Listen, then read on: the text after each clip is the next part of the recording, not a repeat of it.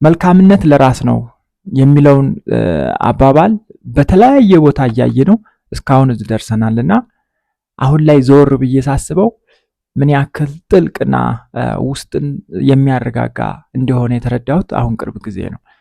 ምክንያቱም መልካምነት ለራስ ብቻ አይደለም፣ ለሌሎች ሰዎችም መልካም የሆነ ህይወት መፍጠር ነው። እሱ ብቻ ሳይሆን እንዲያው እስኪ ወደ ራሳችን እንመለስና አንድ ሰው መልካም ሲያደርግ ምን አይነት ስሜት ነው የሚሰማው? ይሄ ጥቅማ ጥቅም ምናምን ውጫዊ ነገር እንተውና ከህሊና ሰላም፣ ከውስጥ መረጋጋት የሆነ ጥሩ ነገር አድርጋችሁ ውስጣችሁ የሚያገኘውን ደስታ በሌላት ልተኩት ትችላላችሁ? ልንተካው አንችልም።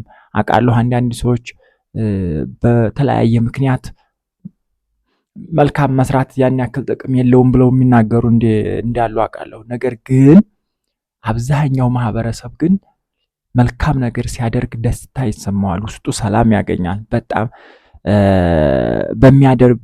በሚያደርገው መልካም ነገር ውስጣቸው በጣም የሚደሰቱ ሰዎች አሉ። ይሄ ትልቅ ጸጋ ነው። እውነት ለመናገር ማለት በዛ ዓለም የሰው ልጅ ሰው ከሚያሰኙት ነገሮች መካከል አንዱ መልካም ነገር ማድረግ ነው። ነሰሰርሊ ለራሳችን ብቻ አይደለም ይሄ መልካም ነገር። ሰው ለራሱ መልካም ነገር ያደርጋል። ከዛም በላይ ግን ሌሎችን አለመጉዳት፣ ሌሎች መልካም ነገር ማድረግ፣ ሌሎች መልካም ነገር ማሰብ፣ ለሌሎች በዙሪያችን ላሉ ፍጥረታት መልካም ሆኖ መገኘት፣ ለሌሎች በዙሪያችን ላሉ ሁኔታዎች ጎጂ ሆነን አለመገኘት መልካም ነገር ማድረግ ነው፣ እንደማድረግ ይቆጠራል።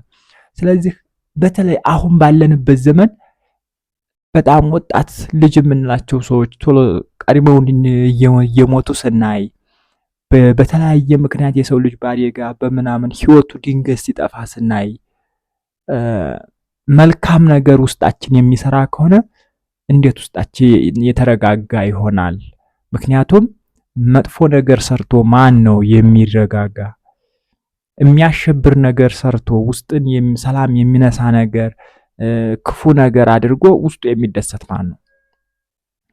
በተለይ ክፉ ነገር ሲሰማ፣ ለምሳሌ መጥፎ የሚሰራ ሰው ከሌ ተገደለ ከሌ ሞተ ምናምን ሲባል ሽብር ነው የሚሰማው፣ ሽብር ነው የሚይዘው። ምክንያቱም የሚያደርገውን ነገር ያውቀዋል። መልካም ነገር የሚያደርጉ ሰዎች ግን ያን ያክል ክፉ ስሜት ላይ መጥፎ ስሜት ላይ ይሰማቸው ይችላል። ስለዚህ መልካም ነገር ስናደርግ ብዙ ክፉ ነገሮችን ልንሰማ እንችላለን። ተስፋ የሚያስቆርጡ በህይወት መቆየትንም ኢቭን በህይወት መቆየታችንን ዛሬ የዋለ ሰው ነገ አድሮ የነገን ቀን ስለማየቱ እርግጠኛ ባልሆንበት በዚህ ዘመን ይሄ ውስጣችን ጥሩ ነገር የሚያስብ ከሆነ፣ ለሰዎች መልካም ነገር የምናስብ ከሆነ፣ በተቻለ መጠን ለሰዎች መልካም ነገር ማድረግ የምንችል ከሆነ ነሰሰርሊ የተለየ ነገር ማድረግ አለብን ማለት አይደለም። ግን ውስጣችን የቻለውን ኢቭን ሰዎች በመንገድ ላይ ስናልፍ ሰዎች ሲያዝኑ ሲተክዙ በቃ በውስጣችን ለነሱ ባንናገር እንኳን በውስጣችን የሚሰማንን የሐዘን ስሜት በቃ የሆነ ነገር ተሰምቶን እናልፋለን። በቃ የሆነ ሐዘናቸው በውስጣችን ተሰምቶን እናልፋለን። ምን ላናግዛቸው እንችላለን፣ የቻልነው ማድረግ እየፈለግን ማድረግ ላንችል እንችላለን፣ ተሰምቶን እናልፋለን። እሱ ራሱ መልካም ስራ ነው ብዬ ነው የማስበው። ምክንያቱም አትሊስት መልካምነቱ ባይኖር ኑሮ ያ ስሜት አይመጣም። ሁለተኛ ደግሞ ያንን እኛ በፈለግነውና ማድረግ በምንችለው ልክ ለሰዎች መልካም ነገር ማድረግ ብንችልና ሁኔታዎች ቢፈቅድልን ኑሮ እናደርገው ነበረ። ስለዚህ መልካምነት ግዴታ መስጠት፣ ግዴታ ነገር ማድረግ አይደለም። ለሰዎች በውስጣችን የሚሰማ ስሜት ጥሩ ከሆነ፣ ሐዘናቸው የሚሰማን ከሆነ፣ ደስታቸው የሚያስደስተን ከሆነ ይሄ በራሱ መልካምነት ነው ብዬ አስባለሁ። ምክንያቱም ሰዎች ሲያዝኑ ገንዘብ ብቻ ላይሆን ይችላል የሚያስፈልጋቸው፣ የኛ ሐሳብ፣ የኛ የስሜት ድጋፍ፣ የሐሳብ ድጋፍ፣ አለይታነታችን ሊሆን ይችላል።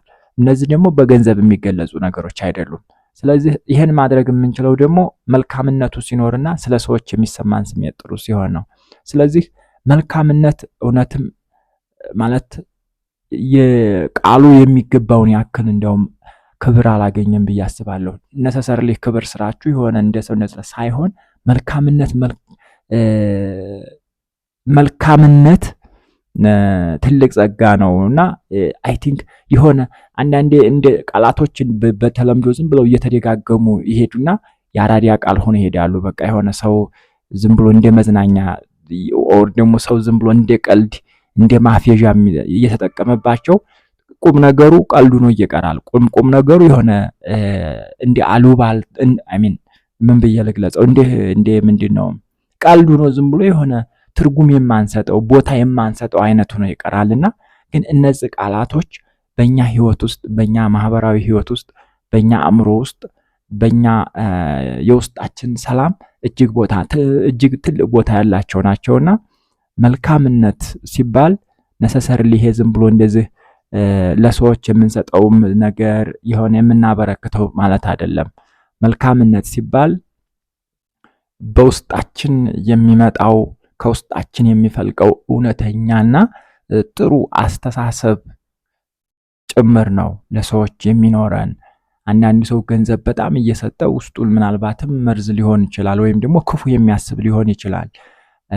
አንዳንድ ሰው ትልልቅ መልካም ነገሮችን በሰው ፊት እያደረገ ደግሞ በስተጀርባ ሌላ ነገር የሆነ በባህሪው የሚሰማው ስሜት ደግሞ በውስጥ ጥሩ ላይሆን ይችላል።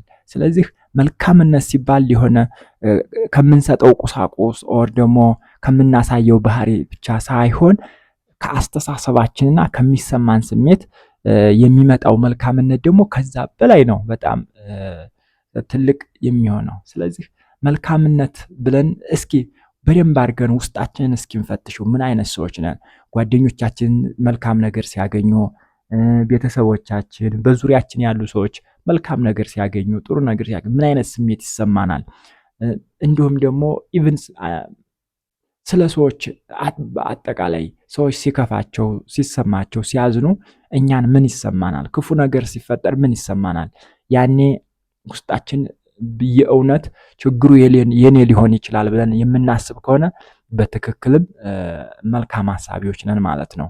የምንሰጣቸው ነገሮች፣ የምናበረከታቸው ነገሮች እነሱ ደግሞ ሲጨመሩ የበለጠ መልካምነታችንን እንደ ሻማ የሚያበሩ ያደርጉታል። ከሁሉም በላይ ግን ከአስተሳሰባችንና ከስሜታችን የሚመጣው መልካምነት በቃላት የማይገለጽ ነው ለማለት ያክል ነው።